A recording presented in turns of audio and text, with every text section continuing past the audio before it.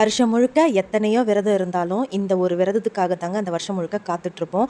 ஆமாம், மகா கந்த சஷ்டி பற்றி தான் பேசுகிறேன். இந்த வருஷம் மகா கந்த சஷ்டி அக்டோபர் 22 ஸ்டார்ட் ஆகுது.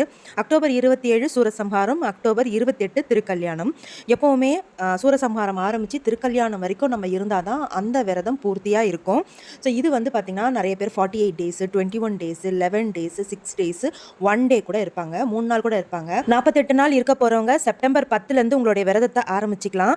21 நாள் இருக்க போறவங்க அக்டோபர் 7 அன்னைக்கு உங்க விரதத்தை ஸ்டார்ட் பண்ணிக்கலாம். லேடிஸ் வந்து 48 நாள் கண்டினியூவா இருக்க முடியாது அப்படின்றவங்க 48 நாள் கணக்குலயே இதே இப்படியே ஸ்டார்ட் பண்ணிக்கோங்க. நடுவில் வர 5 நாள் விளக்கேற்றுறதை மட்டும் வேற யாராவது ஏற்றிக்கிட்டோம்.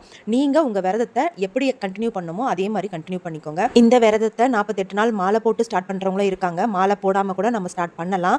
முதல் நாள் முருகர் கோவிலுக்கு போயிட்டு அவர் முன்னாடி உங்களுடைய சங்கல்பத்தை வச்சிருங்க. அதாவது உங்களுடைய வேண்டுதலை வச்சுட்டு அன்னையிலிருந்து நீங்க டெய்லி வந்து காலையில மாலையில் 2 வேளையும் விளக்கேற்றுங்க. ஒரு சின்ன அகல் விளக்கேற்றினா கூட போதும்.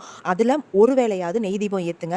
நெய் தீபம் ஏற்றிட்டு உங்களுக்கு தெரிஞ்ச பாடல், திருப்புகழ், கந்தசஷ்டி கவசம், சண்முக கவசம், வேல்மார்கள், இது மாதிரி ஏதாவது ஒன்று டெய்லி படிங்க. உங்களுடைய விரதம் இருக்கிற நாள் வரைக்கும் டெய்லி படிங்க. உங்களால் முடியும்னா இந்த விரத டைமில் 108 வாட்டி ஓம் சரவண பவ எழுதுங்க. உணவு முறையில் கண்டிப்பாக நான்வெஜ் அவாய்ட் பண்ணிடுங்க. உங்களால் முடிஞ்சால் ஒரு நாளைக்கு 2 வேளை சாப்பிடுங்க. நைட்டில் பால் பழம் மட்டும் எடுத்துக்கலாம். இல்லை உங்களுடைய உடலுக்கு ஏற்ற மாதிரி உங்களுடைய டயட்டை நீங்கள் பார்த்துக்கோங்க. நிறைய பேர் இதை பற்றி நிறைய டவுட்ஸ் கேட்டிருக்கீங்க. அடுத்தடுத்த ரீல்ல பார்க்கலாம். பாய்.